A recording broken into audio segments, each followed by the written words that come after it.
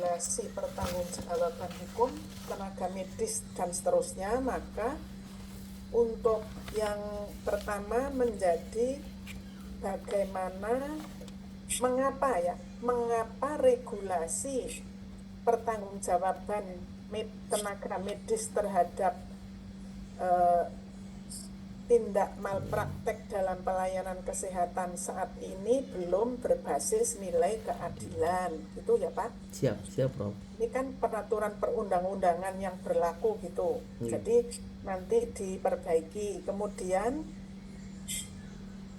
apa kelemahan-kelemahan regulasi pertanggungjawaban hukum tenaga medis terhadap malpraktek gitu aja Pak, tidak usah tidak malpraktek, tindaknya hilang.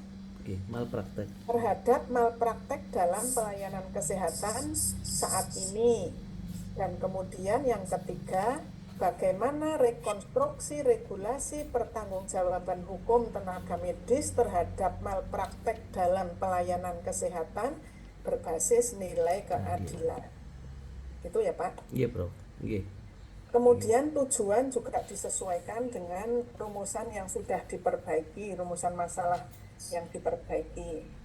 Kemudian pada latar belakang itu untuk contoh kasusnya, coba Bapak menambahkan contoh kasus ya Pak. Iya Prof. Saat ini itu ada kasus dari Dr. Ratna Setia Asih, ya, yang sudah sampai mengajukan uji ke Mahkamah Konstitusi dengan nomor 175 tahun 2025.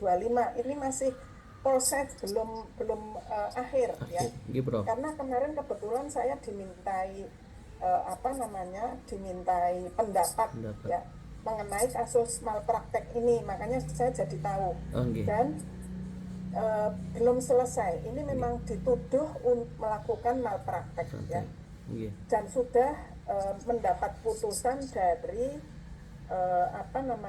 MDP ya, Majelis Disiplin Profesi, menurut PP nomor 28 tahun 2024, PP dari Undang-Undang nomor 17 ya.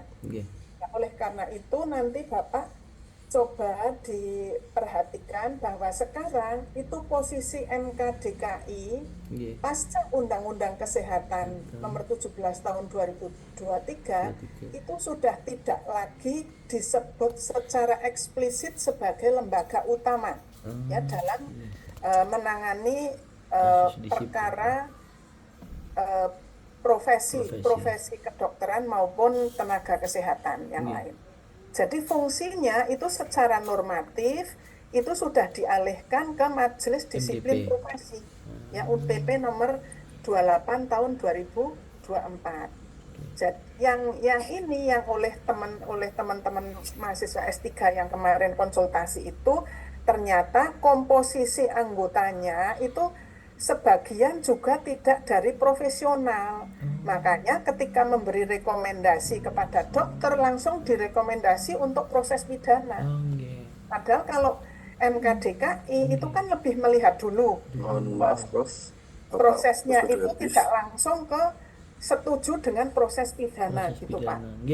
Jadi nanti Bapak tolong diperhatikan untuk fungsi Majelis MKDKI, MDP profesi pengganti dari MKDKI yang secara eksplisit sudah tidak disebut dalam Undang-Undang Kesehatan. Gitu ya Pak. Kemudian juga tolong dihubungkan dengan KUHP baru, karena kalau pasal 359 tentang karena kelalaiannya menyebabkan hilangnya nyawa seseorang, itu nanti di KUHP baru kan sudah berubah pasalnya. Jadi nanti Bapak mohon nanti dikaitkan juga dengan pasal KUHP baru karena tanggal 2 Januari sudah berlaku. Monggo Pak ditanggapi Pak. Terima kasih Prof Sri, masukannya sangat berharga sekali bagi kami, bahwa dulu memang MKDKI ini perannya sangat sentral sekali dalam hal menangani kasus-kasus yang diduga malpraktek. Sehingga tadi yang disampaikan oleh Prof Sri memang benar adanya bahwa sebelum suatu tindakan pelayanan medis itu masuk ke ranah pidana, biasanya oleh MKDKI kita diaudit ataupun ditanya terlebih dahulu sesuai dengan SPK ataupun SOP yang ada. Adapun seperti kita ketahui bahwa delik ada delik yang cupla sama ada delik dolus ya. Kalau yang cupla ini kan karena kelalaian, biasanya nanti kita akan ditanya terlebih dahulu apakah pelayanan medis yang sudah kita lakukan itu sesuai dengan SPK ataupun SPO yang ada. Sehingga kalau memang sudah sesuai apa yang sudah kita lakukan sebagai seorang dokter ataupun para medis, biasanya tidak sampai ke ranah pidana. Mungkin seperti itu, Prof. Nanti masukan ataupun arahan yang tadi disampaikan oleh Prof. Sri Endah, insya Allah akan kami perbaiki, Prof. Terutama untuk latar belakang nanti akan kami lengkapin tentang kasus Dr. Ratna. Begitu pula untuk rumusan masalah sampai dengan tujuannya, Prof. Mungkin demikian, Prof. Ya, semangat Pak Soleh. Ini dokter di mana Pak Soleh? Kami mohon izin Prof dan seluruh tim penguji, kami saat ini dokter spesialis neurologi di RST Dr. Sujono Magelang, Prof. Magelang. Ya, neurologi berarti. Iya, neurologi. Saluran ini ya, air kencing ya? Izin Prof untuk sistem saraf secara keseluruhan baik itu pusat neuro Prof. Neuro. Saraf Prof, mohon izin Prof. Saraf Prof. Ya maaf ini karena bukan bidang saya. Betul. Matus bandung loh Prof, tapi sangat berharga sekali Prof masukannya Prof. Nanti insya Allah akan kami lengkapin atas arahan dan saran dari Prof. Mohon izin Prof. Dan mungkin Bapak juga bisa melihat bahwa pasal 114 itu anggota anggota Majelis Disiplin Profesi bukan sebagian bukan dokter, bukan profesional di bidangnya, maka ketika memberi rekomendasi itu tidak sesuai harapan seperti MKDKI yang lama gitu. Itu saja masukan dari saya. Selamat dan sukses untuk Pak Soleh. Selanjutnya saya kembalikan kepada Ibu Ketua Dewan Penguji. Matur nuwun sangat Prof. Assalamualaikum warahmatullahi wabarakatuh. Waalaikumsalam warahmatullahi wabarakatuh. Terima kasih Profesor Dr. Sri Endah Wanisa SHM. Mesti dicatat dengan baik ya Pak Soleh. Karena MKDKI ini juga menjadi lembaga ya, sebetulnya penyelesaian sengketa. Setiap ada sengketa medis itu di Undang-Undang 17 tahun 2023 itu diutamakan diselesaikan secara di luar pengadilan atau musyawarah ya. Bila tidak terjadi kesepakatan, pengadilan itu menjadi alternatif terakhir begitu ya. Iya, Bro. Ya, tadi kalau ada pandangan yang tidak sama ya di dalam anggota MKDKI, ini juga kita menjadi resah dan gelisah ya. Ini sama halnya ketika mohon maaf ya, penyidik Polri ini mengundang notaris ya sebagai saksi ya, selalu menanyakan minuta akta ya, mana yang asli, ini palsu, yang asli mana gitu ya. Jadi karena ilmunya belum sampai di situ ya, artinya dia tidak memahami sampai ilmu kenotariatan. Ya, baik, semangat ya Pak Soleh. Iya, Prof. Nanti banyak hal yang harus dilakukan oleh Pak Soleh dan kita berharap nanti temuannya menjadi role model ya. Amin. Tengah-tengah dokter sebagai pelayan masyarakat ya, dan dia dalam memberikan pelayanan kesehatan dan fungsi sosialnya sangat tinggi. Tentunya pelindungan itu diperlukan ya agar lebih confident dan lebih tenang di dalam melaksanakan tugas mulianya. Dan di tengah-tengah ini nanti ditambahkan juga di dalam disertasi latar belakang bahwasanya keberadaan tenaga medis khususnya dokter dan dokter spesialis itu di Indonesia masih sangat kurang. Kemudian dimasukkan angka ideal ya dari WHO, di mana satu dokter itu perbandingannya 1:1000 ya idealnya. Dari jumlah penduduk Indonesia dibagi jumlah dokter yang ada di Indonesia nampaknya belum ideal dan sangat kurang.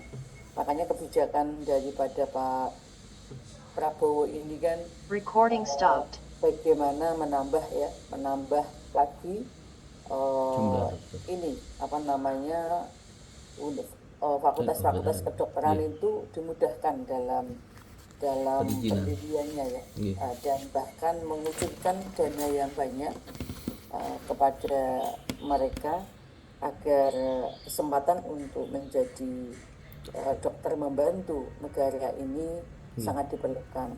Dan ini juga kelihatan kemarin juga dari Pak Prabowo ya, bahkan apakah mahasiswa koas bisa diturunkan untuk membantu bencana banjir yang ada di Sumatera, Sumber dan Aceh. Dan kita juga nggak tahu kenapa Pak Presiden tidak mau menganggap itu menjadi bencana nasional, karena di sisi lain banyak kepala negara yang menawarkan ya ingin membantu. Mungkin kalau ditetapkan sebagai bencana nasional tidak ada kata lain untuk dari berbagai negara, tapi Pak Presiden kita tanggung jawab masih mampu untuk melaksanakan sendiri. Itu beberapa hal nanti buat tambahan ya Pak Saleh ya. Dan di dalam Undang-Undang Nomor 17 tahun 2003 itu sebetulnya yang bisa diminta pertanggungjawaban itu karena kesengajaan ya. Karena kesengajaan dan malpraktek itu unsurnya adalah dengan kesengajaan. Tapi kalau kelalaian ya itu tidak menjadi unsur. Baik, saya dipersilakan Bapak Dr. Ahmad Arifullah, SHM.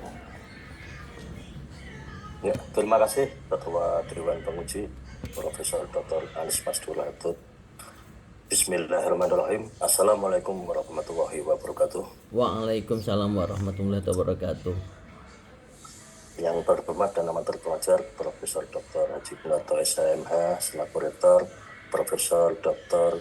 Bambang Tribawono SHMH selaku Ketua YPWSK, Profesor Dr. Haji Jawa David selaku Dekan, Profesor Dr. Anies Masdula Atun SHM HUM selaku Kaprodi PDH, Profesor Dr. Hadijah Sri Endah Wahyuningsih, Guru Besar Fakultas Hukum Unisula, dan tentunya yang amat berbahagia ini Bapak Dr. Soleh ya, ini Bapak Dokter ya, Soleh calon promovendus ya. Pertama-tama saya ucapkan selamat dan sukses sudah menginjak tahapan ini ya sebagai calon promovendus ya. Ini nanti menyongsong penelitiannya, disertasi supaya kedepannya berjalan dengan lancar. Saya selaku kopromotor ya. Baik, ini menarik apa yang sudah didiskusikan tadi, dicatat ya Pak. Nanti kita diskusikan lanjut terkait dengan masukan para penguji, terutama Prof. Sri Endah dan Prof. Anies tadi ya. Saya akan menanyakan penekanan Bapak terlebih dahulu ya. Jadi juga respon Bapak sudah sangat bagus ya. Terkait dengan posisi Bapak Soleh selaku dokter ya. Dari judul yang diangkat ya. Apakah Pak Soleh tidak lebih dalam hal ini lebih condong ke profesinya, lebih ke perlindungan hukumnya daripada mengangkat pertanggungjawaban ini terkesannya malah justru dari pihak yang sekiranya menginginkan malpraktek itu harus diposisikan, harus diproses atau gimana ya, itu sebagaimana tadi ya, apa yang menjadi untuk problem ya, bahwa undang-undang kesehatan yang terbaru ini justru ya untuk sebelumnya itu Majelis Kehormatan Disiplin Kedokteran Indonesia ini berisi para praktisi. Setelah adanya undang-undang kesehatan ini justru lebih banyak diisi non praktisi yang sekiranya lebih condong untuk malpraktek itu proses ya. Jadi tidak masuk sebagaimana sebelumnya MKDKI ya. Pelanggaran itu tentunya masuk ke administratif dulu ya, dikenakan teguran, pencabutan izin praktek, sanksi etik, dan selanjutnya mungkin kalau memang ada unsur terpenuhi bisa proses pidana. Saya kira seperti itu. Saya penekanan terlebih dahulu, apakah tidak lebih baiknya justru Pak Soleh itu mengangkat perlindungan hukumnya terhadap tenaga medis ya. Tenaga medis. Waktu sudah habis. Ya, maaf karena waktunya terbatas. Terima kasih. Mungkin tanggapannya terlebih dahulu Pak itu untuk apa yang saya sampaikan tadi. Lebih lanjut nanti menyesuaikan masukan para penguji. Terima kasih. Saya kembalikan pada Ketua Dewan Penguji. Assalamualaikum warahmatullahi wabarakatuh. Waalaikumsalam warahmatullahi wabarakatuh. Terima kasih Bapak Dr. Ahmad Arifullah, SHMH. Pak Soleh, semangat ya. Siap. Alhamdulillah dan sudah selesai. Kita doakan lancar dan sukses ya kan. Amin amin amin ya Allah amin. Hasil rapat Dewan Penguji sudah dinyatakan lulus dengan nilai 3,77 dan tingkatnya kumlot. Semangat dan sukses selalu. Alhamdulillah. Amin alhamdulillah. Kemudian dengan bersama-sama baca hamdalah. Alhamdulillah. Amin. Assalamualaikum warahmatullahi wabarakatuh. Matur sembah nuwun Prof. Putrane matur sembah nuwun pendungane. Nggih nggih nggih Prof. Matur sembah Pak Dokter. Nggih. Nggih. Nggih kami akhiri wassalamualaikum. Nggih matur sembah nuwun Prof. Oke, Pak Soleh. Nggih nggih Prof. Nggih. Sesuai namanya Soleh ya. Amin amin Prof. Matur sembah nuwun Prof. Soleh semuanya. Amin amin amin Prof. Matur sembah nuwun. Hitungannya ya. Amin amin amin. Amin.